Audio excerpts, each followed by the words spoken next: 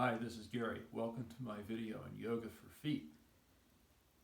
Now, feet are really important. We want to take care of them because things like flat feet or bunions are very painful. Plantar fasciitis is terrible. You can't even walk. And also, taking care of your feet and your ankles are good for your knees, hips, and low back as well. So I'm going to start sitting with the feet straight forward.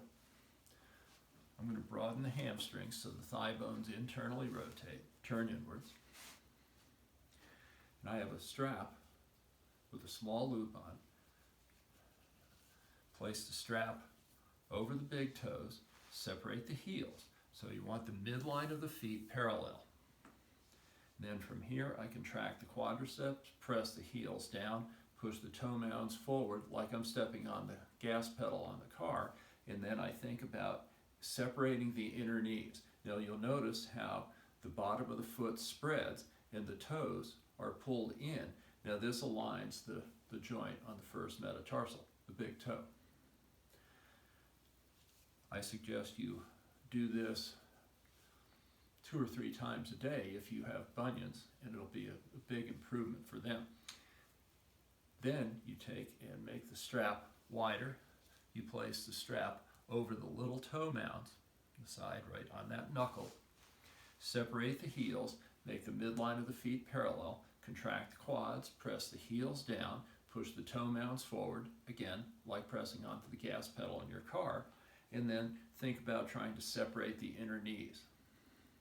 And roll the little toe side of the foot back towards the knees, not this one. A lot of people's feet sickle sideways like this. So you have to draw the little toe side of the foot back and press forward into the toe mounds, contract the quads, separate the inner knees, and it's important that the feet are pressed forward like you're stepping on the gas pedal of your car. Lift the chest, straighten the arms, breathe smoothly, relax.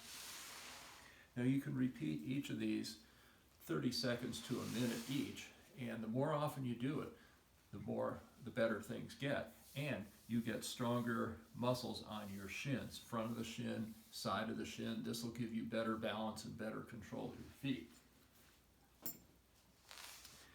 The next yoga pose is Virasana, hero's pose.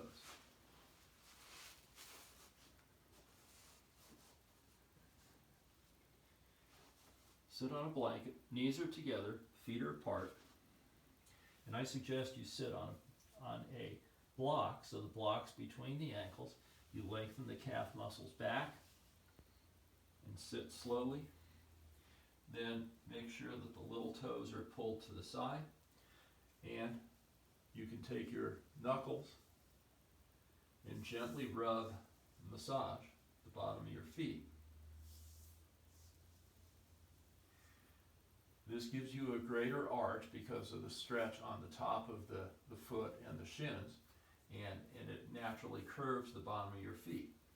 Now it's important that your feet are straight on.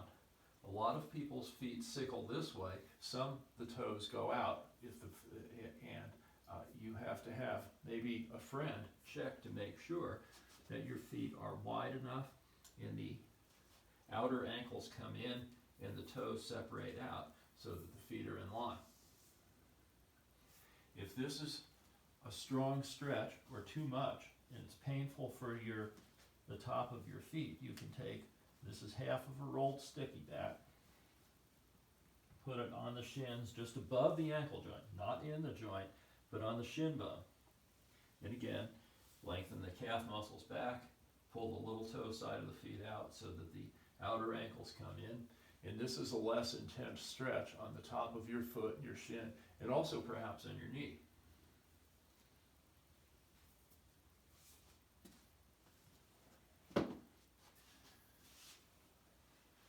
Then one of the all-around best things for feet, if you take a bath towel, fold it in half, and put it on a yoga mat, and this is a thin yoga mat, and I roll this up tightly. And I'm using the yoga mat around the towel because it gives it integrity. Otherwise, the towel would just flatten out, and this keeps it a round surface.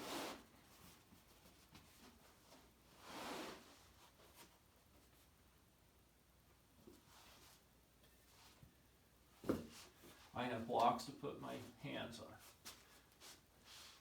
So have the hands on something, because when you stand on top of this, it can be a little shaky. Stand with the arches of the feet on the top. Allow the toes to drape down and the heels down, and then I want you to contract the quadriceps, lift the kneecaps up, and roll the feet towards the floor so the heels come down. Then forward, and then down. Toes down, heels down. Notice when the toes go down, the thigh bones go up into the hip socket. This can be a good stretch on the hamstrings. The legs get longer and the femurs push up into the hip sockets. It also can be a release for the hip muscles. And when you come down, you want to keep the outer hips forward. And when you go up and down, the legs stay vertical. Don't take the hips back to take the heels down. That just takes the stretch out of it. It may be intense for you, but go slow.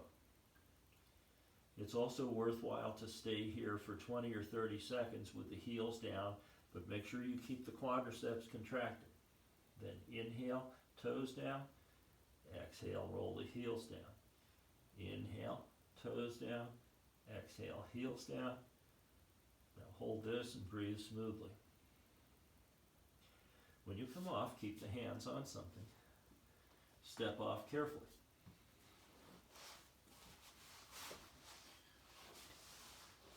It's been my experience that this is the best thing for plantar fasciitis because it supports the arch of the foot and lets the tissue on the bottom of the foot heal. And it's very good for keeping your legs straight and toning and stretching all the muscles of the legs and even all the way up to the hips as well as the arch of the feet. So I hope you've gotten something out of it. If you need my help, you can always contact through my website.